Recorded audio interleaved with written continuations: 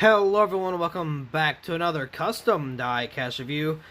We got Tony Stewart's number 14 Mobile 1 2012 Bristol Night Race version. Now, you may be wondering, this is kind of a weird one to do, but at the same time it's kind of historic, as well.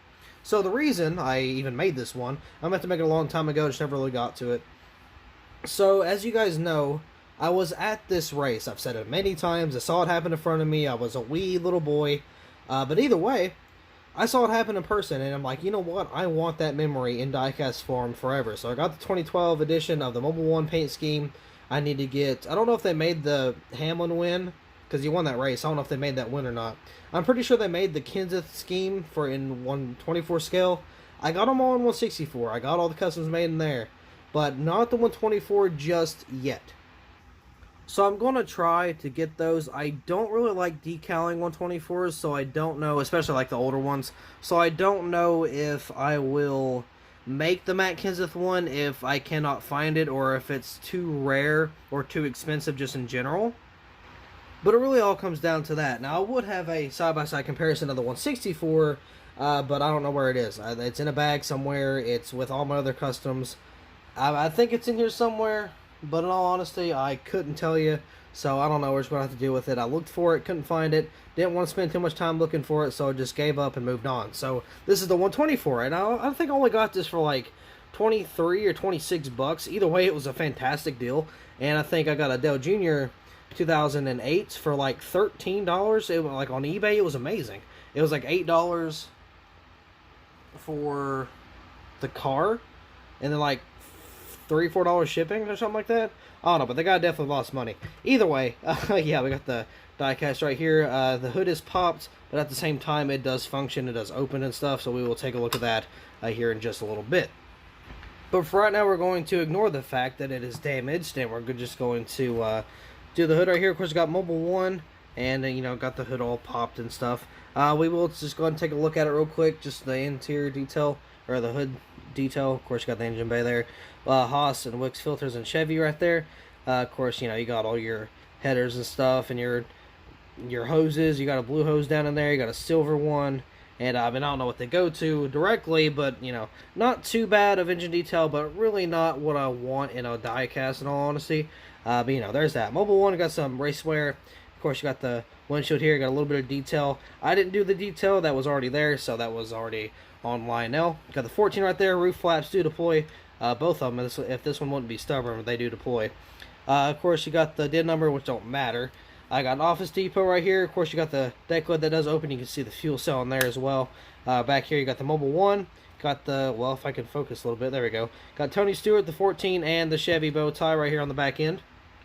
Moving over to a little bit of the juicier side. This is where he kind of smacked the wall a little bit. You got a wall scrape right there.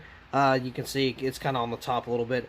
You got the worn out tires. You got a little bit of damage back here as well, and the tires are just completely worn out. Got a little bit of rubber buildup and a little bit of damage there as well. Moving on to the front end, you got the Impala, of course. You got some more race damage and rubber buildup. You got a little bit of damage right here. There's a little small cut. It's barely noticeable, but it is there. That is actually part of the car. So there's that. And on this side, no, I didn't do this side yet. I got the window net down, of course. I got some more of the just rubbed up wheels and whatnot. Got some more damage. Got a little more race wear. Window net's down once again. You can see the steering wheel does turn inside. A pretty cool little detail there. I did not do any detail underneath. I didn't really care that much for it. I didn't, like, if I did do any detail later on, it would just be painting this red and this silver. I know, nothing crazy. So, we got some suspension, I'm pretty sure. Yeah, we got front and a little bit of rear suspension, but I'm pretty sure that just kind of reflecting off of the front suspension. But the front suspension does work for sure. Now, if you're wondering how I did the hood, I want to see if I can get a closer look just a little bit.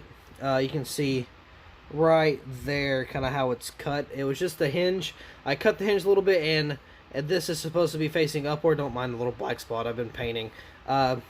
So this right here, this little hinge, and it was facing upward. I pushed it down so the hood would have something to sit on, giving it that little popped look, but at the same time I could also open it whenever I please. So it's still functioning, and it does have that kind of a popped look to it. And honestly, that was the first time I've ever like seen that, or just I came up with that like on a whim. I was just kind of sitting there like, huh, what can I do to pop this hood just a little bit to make it a little more accurate? And I'm like, well, what if I do something with the hinge? So I unscrewed the hinge from the hood, bent it a little bit, cut it a little bit, to see if I can, make it look like kind of popped and also have it open at the same time. And voila, I somehow did it. I don't know how, even though I explained how. But anyway, you get the point. This is right after the crash. This was not after the race per se. This was right after the crash happened. So there's no repairs, nothing like that. And if I'm not mistaken, I made the 164 the exact same way. But this one was really fun to do, in all honesty. I mean, it was like one of the quickest ones I got done. I'm not even kidding, I got this done probably within less than 30 minutes. It was super simple, super easy. If you're wondering how I did the wheels, I took a Dremel and just kind of lightly had it brush against the side and let the wheel spin and kind of just cut itself. So I don't think there's any race wear, like as far as like tread. No, everything's smooth. But the actual side of the walls on the wheels, the wheel walls or whatever they're called, rim walls, what are they called? They're just the walls, right? The wheel walls, I guess you could call them. But either way, it just kind of scruffed them up a little bit. So, kind of did that little bit of a little trickery right there to kind of get that effect. Now there's two things I will do to do like the tires. I can paint over them lightly and kind of have that weathered effect or that wear effect, or I can do the Dremel thing like I did on this one, which either way they look pretty much about the same. But if you want some more smudges, definitely the Dremel's the way to go. You can kind of see on the back tire got a little bit of smudge to it, so there's just a wee bit of difference, but they pretty much work the same way. So there's a little bit of tips and tricks for you. Now, speaking of customs, just going to throw this out there real quick. I'm going to have a new series. Now, I don't know how to, like, title it or call it, but basically, it is just going to be brand new customs that I just made, because you guys know I throw them on Instagram, right? I'll post the pictures, throw them on Discord and Instagram, and be like, oh, these are the ones I just made, yada, yada, yada, whatever, right? So I want to throw that out to a little bit of a bigger audience, and I want to do that to YouTube. So I want to have a little bit of a thing where I go, okay, so this is all the diecasts we got made. Here's this one, here's that one, here's this one, here's the other one, stuff like that, right? And of course, they'll be before the diecast review, and I'll be like, this one's going to go up for sale on Bottom Bag Diecast, this one's going to stay in the personal collection, this, that, and the other. So look forward to that. I have no clue what to call it. I did have a name. I had a name, and I lost it, and I was so mad because I couldn't figure out a name to call it, and then I'm like, oh, this sounds good, and then the next day I'm like, crap, what was that? And then I ended up forgetting about it.